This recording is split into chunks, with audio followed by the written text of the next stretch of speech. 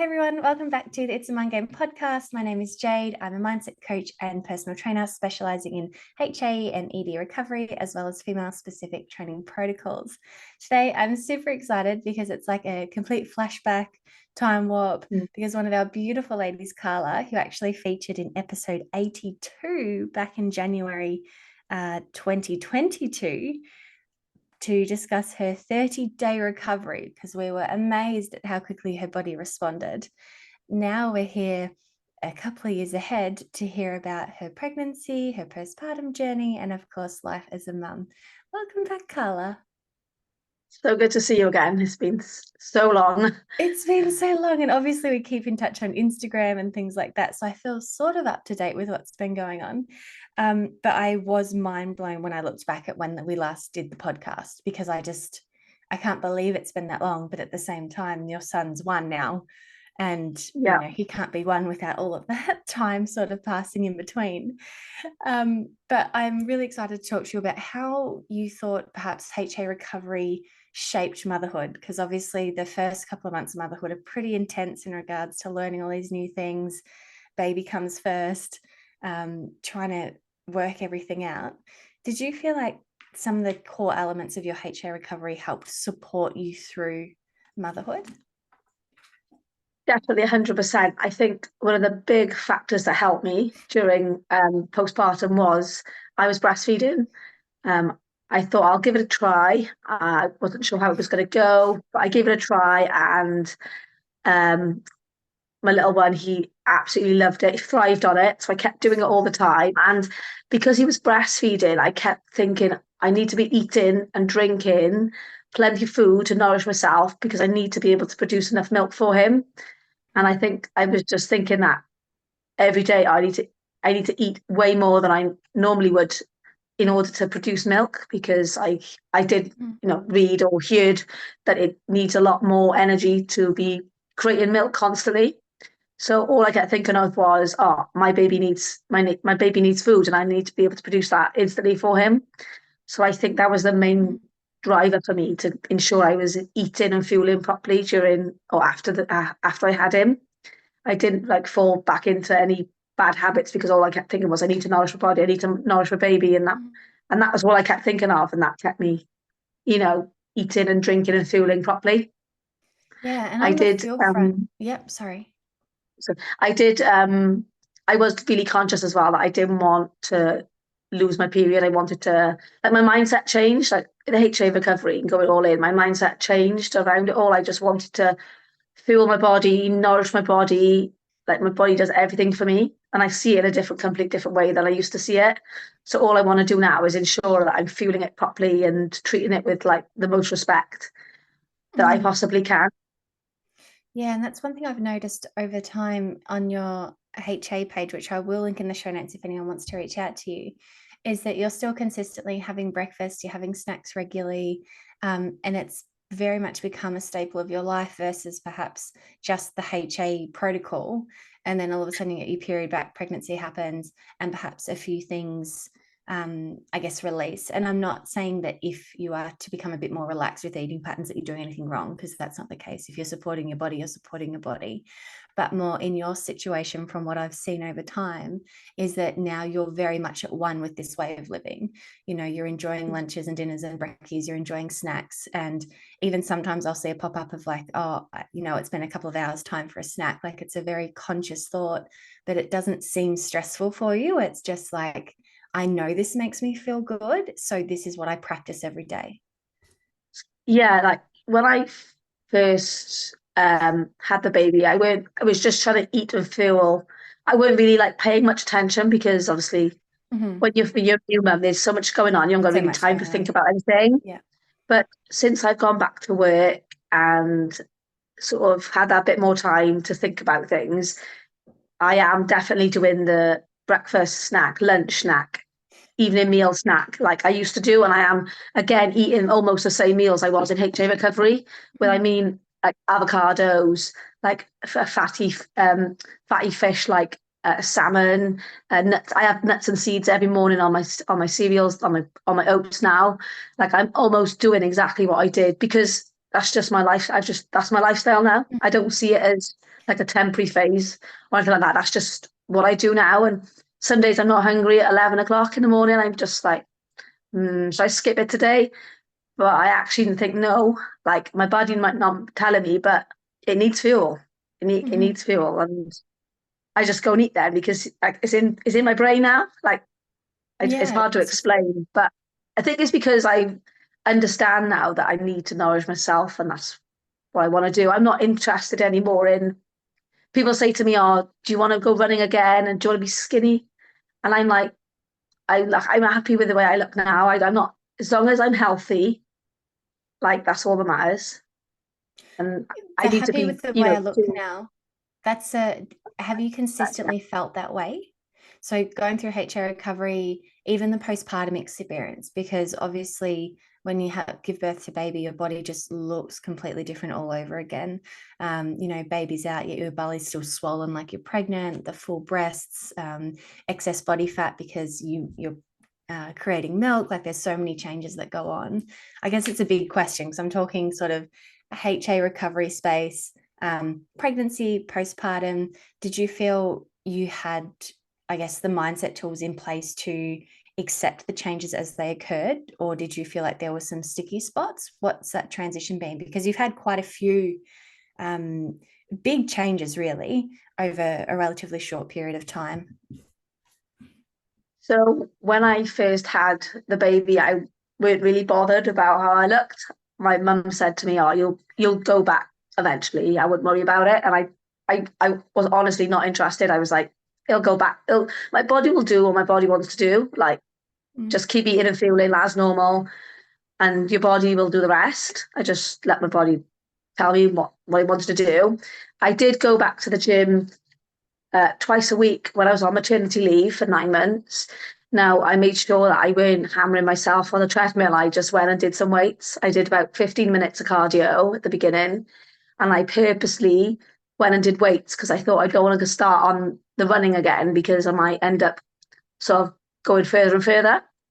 Mm. But I just thought, no, stick to a little bit of cardio at the beginning, get your heart nice and pumping round, and then go and do some weights. And I did that. I just for something to do, I guess. Just my mum and dad said to me, "Look, you're not gonna like." I didn't want to leave Zach at all, and they Mm. said, "Look, you. If I was you, I would suggest you just leave him for an hour, twice a week or once a week, just because in the long run it will be good for you for us to bond with him, and for you, it's healthy for you to have an hour or two a week, just not being a Mm. mother." So I did go to the gym, and it kind of just like my weight just like dropped off me basically. Like I didn't even try, just I don't know, just eating healthy food and sticking to the HA all in Mm. protocol. It just my body just told me what it wanted to do, and I think our bodies are very clever. They'll do what they want to do. You just gotta roll with it, I guess. That's what I've learned. Um, but yeah, I think there was a point for about a month or two, maybe after the baby, where it was like, oh, I'm a bit heavier than I'd like to be. But I was like, all right, just see what happens over the next couple of months. It weren't like the end of the world, but then the weight just come off me. So yeah, there wasn't really a time where it was like, oh my God, I'm not happy with the way I look. There wasn't a time like that, really. Like there was a month where I was like, oh, I'm a little bit heavier than I probably want to be, but no big deal. My body will sort itself out, and it did.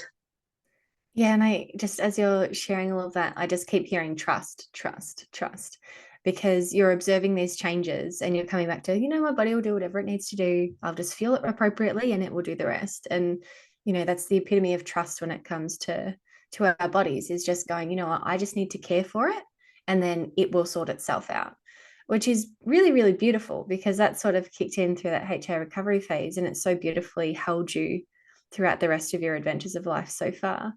Um, and as you said, you sort of had those observations of your body of like, oh, this is kind of outside of my comfort zone, but it wasn't enough to stress you out or make you panic or want to regain that intense sort of control. Instead, you just went, okay, like I know this is happening, but I have just had a baby and da da da da da da da. I'm Yeah, just going to do exactly. all the right things for myself and trust the process. And that's such a healthy way to go about looking after your body, but even if you have experienced some weight gain through pregnancy, that is the best way to let your body restore, because the reality is dieting is so nasty after you've been pregnant, because it's gone through so much to grow and nurture this beautiful baby. And especially if you're breastfeeding as well, like your calories do affect milk supply. um, so I love how willingly you just said, my body will do what it wants to do. Like it will sort it out. And I hope anyone listening, whether you're in HA recovery or postpartum or you're pregnant, that you're really holding on tight to those words, because it worked out for you, didn't it? I mean, you're in a place now where you're happy with your mind, your body, your health, and you seem quite at peace with the three working in harmony. Yeah, definitely. I'm not even doing anything right at the moment in terms of exercise. I'm just walking every day, whether that's with Zach in the pram or walking on my lunch break in work. I'm not actually doing anything. I haven't got time at the moment. And that's like before, I wouldn't be able to do that. Like before HA, I'd be like, I have to go for a run, or like I would just not be able to not go for a run. But now I'm just doing nothing, and it feels like the best thing ever. It's amazing. I can eat what I want. I'm eating every 3 hours. I'm doing nothing. Well, I am, you know what I mean? I'm Yeah. walking. I'm just not doing anything like intense. Um, I haven't weighed at all because I'm like, whatever. I did weigh probably about 2 months ago just to see where I was at. And I just thought, oh yeah, that's fine. And I just haven't weighed since. But my clothes still the same. I'm going on holiday next week. And I would normally in the past be like, I need to like not eat food and lose some Mm. pounds. But I'm Get just the whatever, going on bikini holiday. ready. Yeah, I'll just continue the same as I have been all week. Sorry.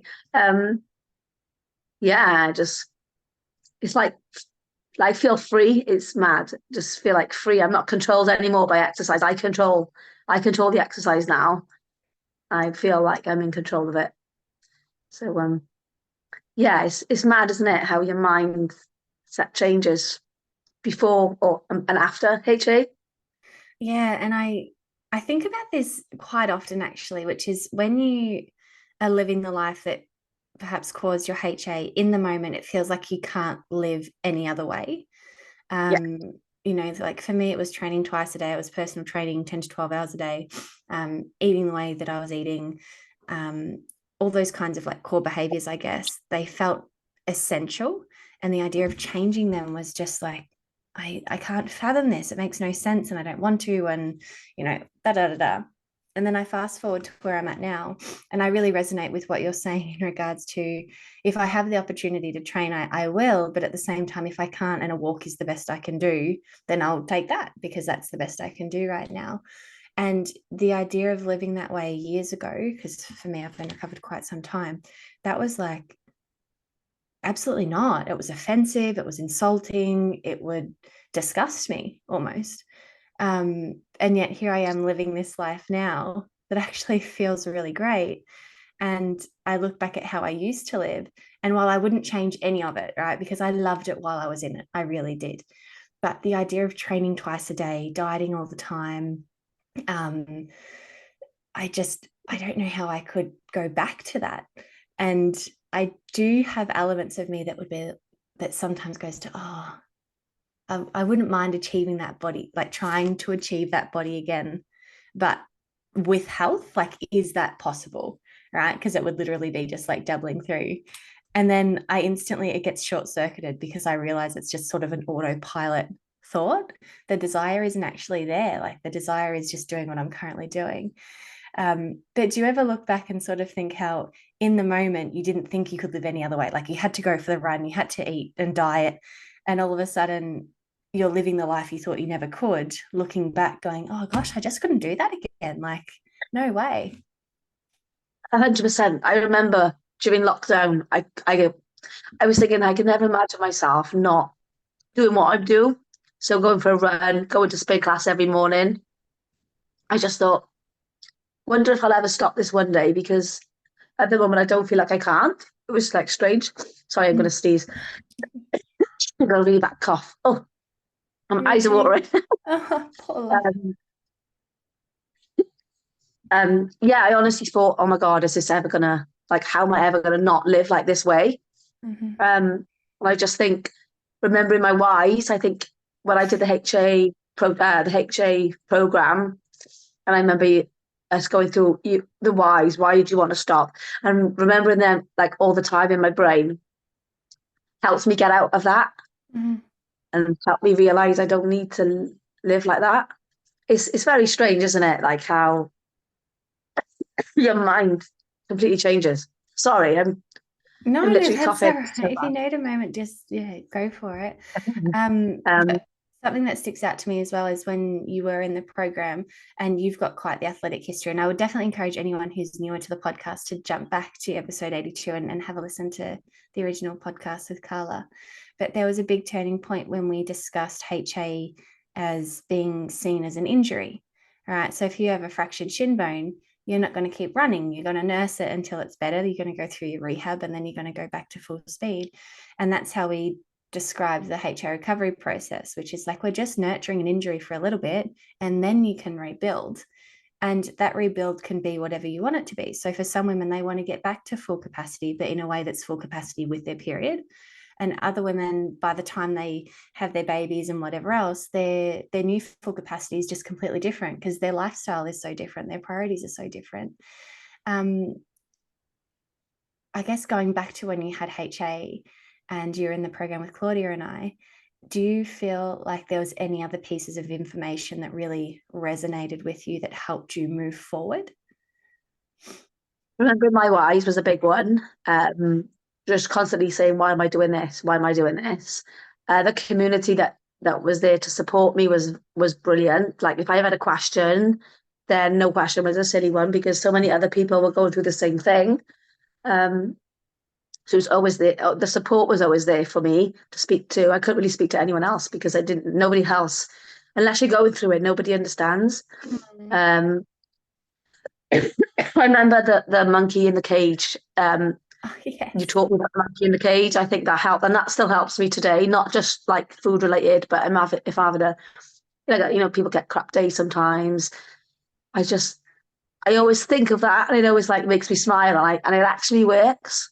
Like it Yeah. really does. Like sometimes if I like go to look on the back of a bar of chocolate, oh, how many calories is in this? Or start if I think, oh, I don't know, any sort of like old habit I used to have, I always think, oh, the monkey's got out of his cage, like lock him back in, throw away the key, go to sleep, monkey. And it like that really, really helps me now. That's something you've taught me for life, to be fair.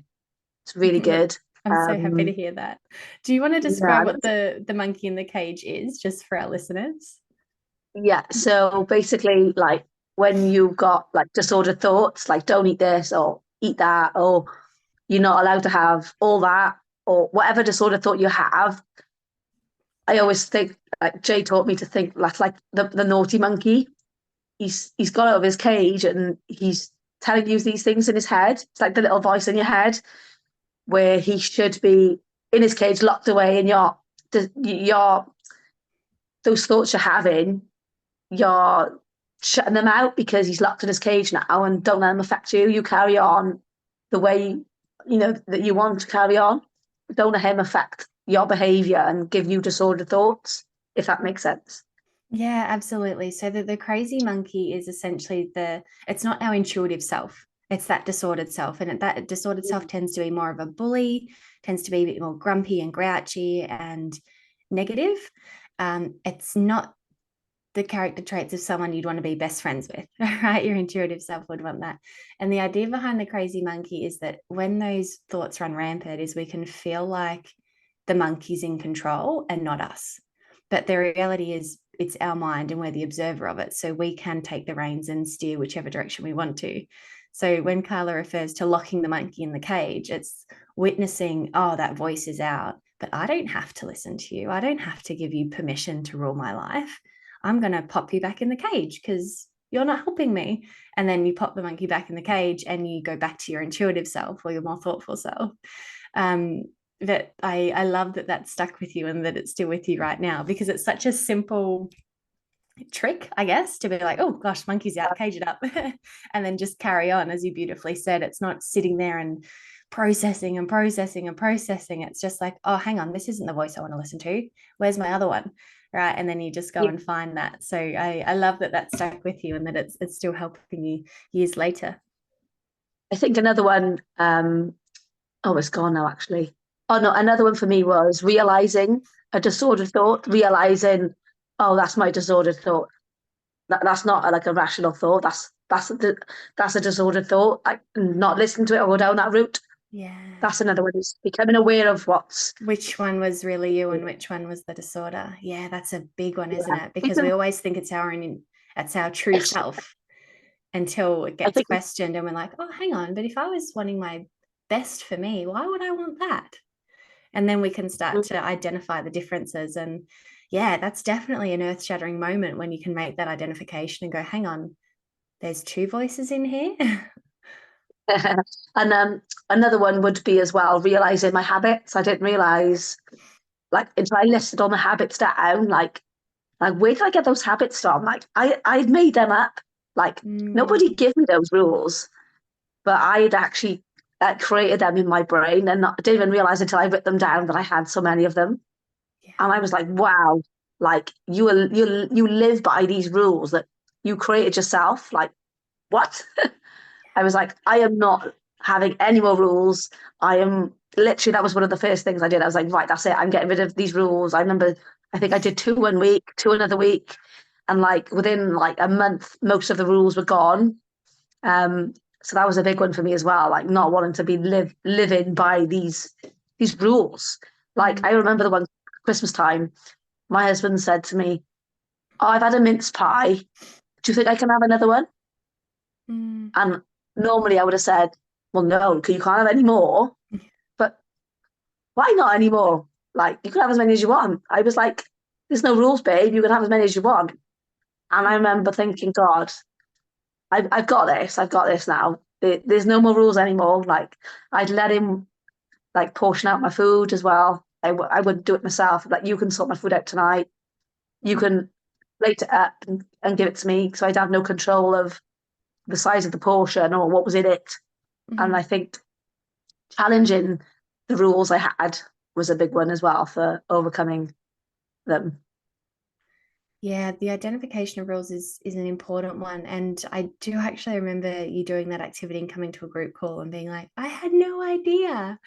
And that can be really common because if you think about when we first start on these health journeys or sporting adventures, is that we start off with like one or two things that we stick to, and then we read something and we go, "Oh, that sounds helpful. I'll add that in." And then a few months later, you might read something else and you go, "Oh, that sounds like it would help me. I'll add that in."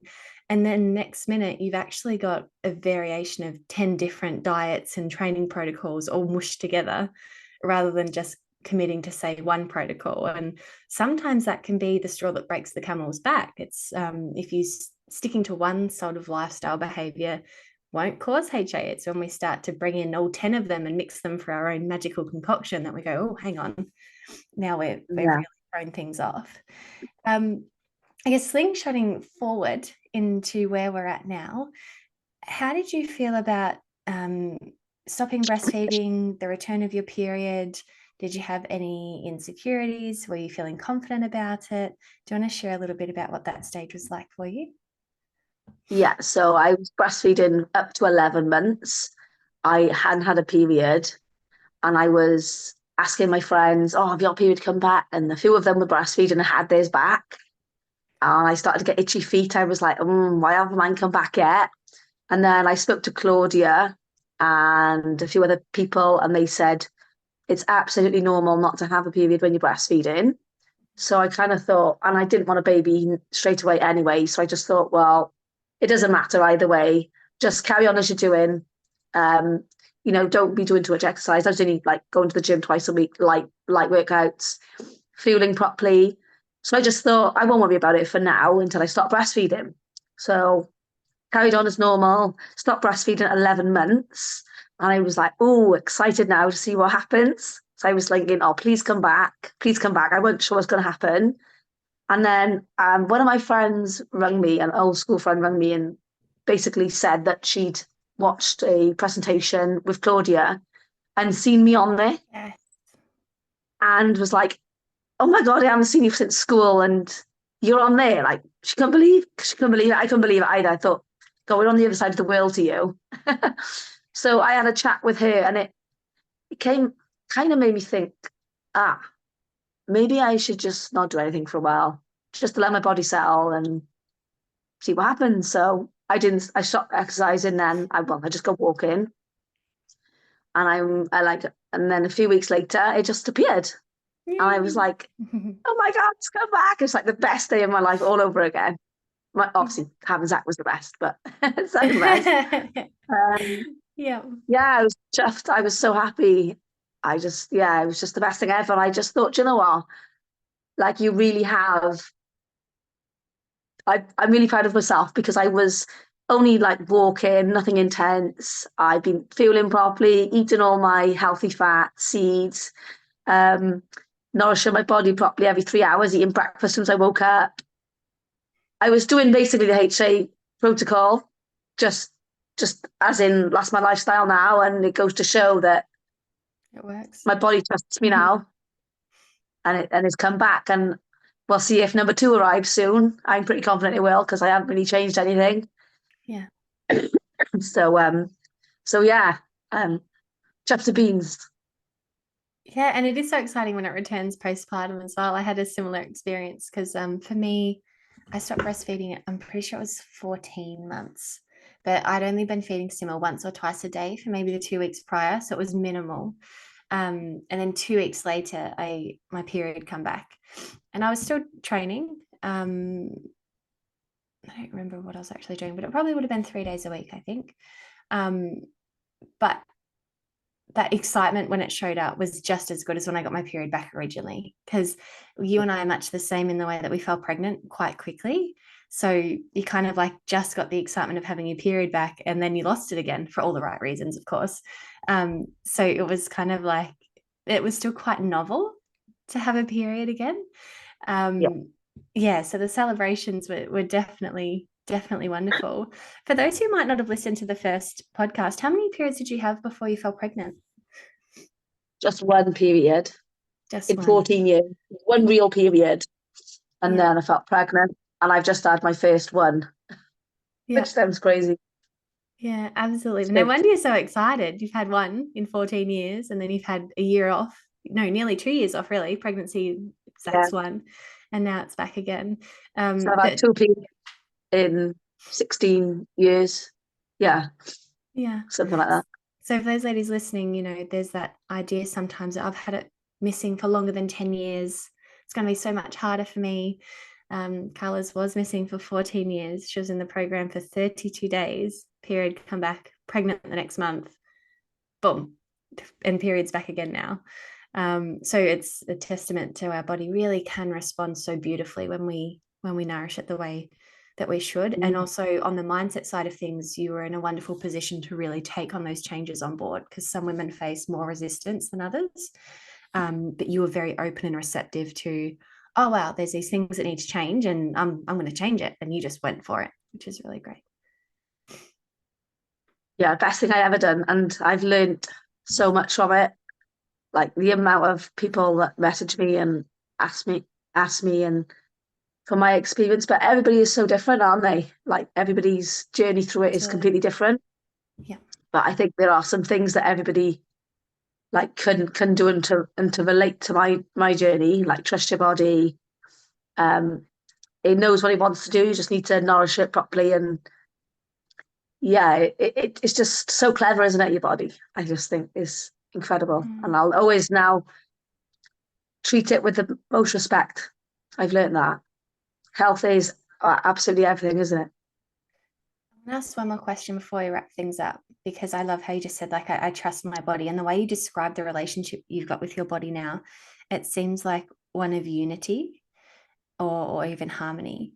But back when you were in your HA, like the 14 years there, did you sometimes feel like your body was a tool? Like it was this thing that you could push all the time and smash with different workouts and perhaps starve, or it wasn't like your best friend, your partner in crime, your other half? It was kind of like this thing you had possession over, and almost that disconnect made you feel like you could treat it however you wanted, versus now you're not the dictator, you're not in charge of it, you're actually one. Yeah, that's makes so much sense now. You said that, to be honest. I've never really thought about it, but yeah, I guess so. Yeah, I would just used to run like so many miles and do so much exercise and not really feel it properly. I didn't really understand, to be honest with you. I thought I was feeling it enough, but then I remember thinking, oh, I also want to be thin. I want to look get in a bikini, so I need to do this. I need to go for a run to look like this way, Mhm. and I got to eat this food to make me look this way. Where now I just like I don't really care as long as I'm healthy, happy, my body works as it should do. Nothing else matters. And I got my dream was to have a baby, and I've got him. So I'm so grateful. I'm like I still can't believe he's here. Like every day, I was like, I can't believe I grew you.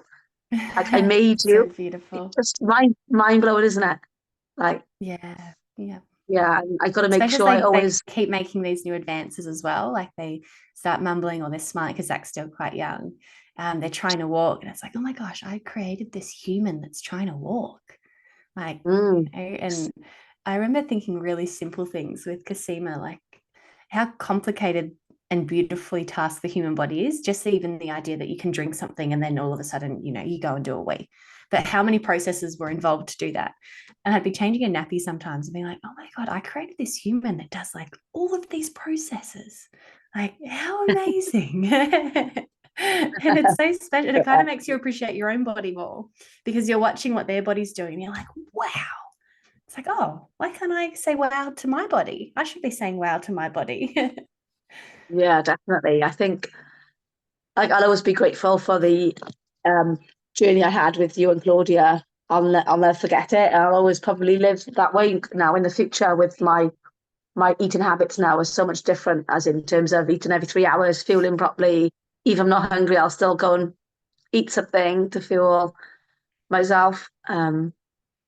Best thing ever, ever, ever that I've ever done. Changed my whole mindset and my whole perspective on life, to be honest. I'm just so happy now that I've got a baby. Like, yeah, just so grateful. So thank you again. I'll always Oh, be so my grateful. absolute pleasure. And I'm so proud of you. I'm so, so proud of you and how far you've come and how you're just embracing life right now. Because again, it's listening to you speak and watching your body language, it's just so, it's effortless for you, but you seem just so at peace with everything that's happening. Like you're so happy with the place you're in, sort of, and not skipping anything. You're trusting, you're enjoying. It's beautiful. I'm so happy we've had this podcast for many reasons, but one definitely being just to see where you're at right now. And I think it's really inspiring to other women that are at the very beginning of the journey to see how good things can be on the other side, Yeah, I because they remember really actually. are so wonderful. I remember actually when I first started HA, like I'd be listening to podcasts every single day, other people's experiences, what they were doing to get it back, what they found work for them. I spent hours and hours listening to podcasts. So doing this now for other people to listen to and help is amazing because I've been on the other side. I Yeah. mean, it is possible. I think if you put your mind to it, if you really want to do it, you can get it back, can't you? Definitely. Couldn't agree with you more. And I think that's a wonderful way to close off the episode for today. If you are a regular listener, please make sure you are subscribed to the podcast and the YouTube channel. And Carla, for now, thank you so much for allocating this time to have a chat with us. And no doubt your story and where you're at right now is inspiring many of the ladies listening. I couldn't be more grateful to be chatting with you. And I'm just once again, I'm so proud of everything you've achieved and how far you've come and how beautiful your present time is right now, and how wonderful your future is going to be too. Thank you so much. It's been lovely. Thank you. My pleasure.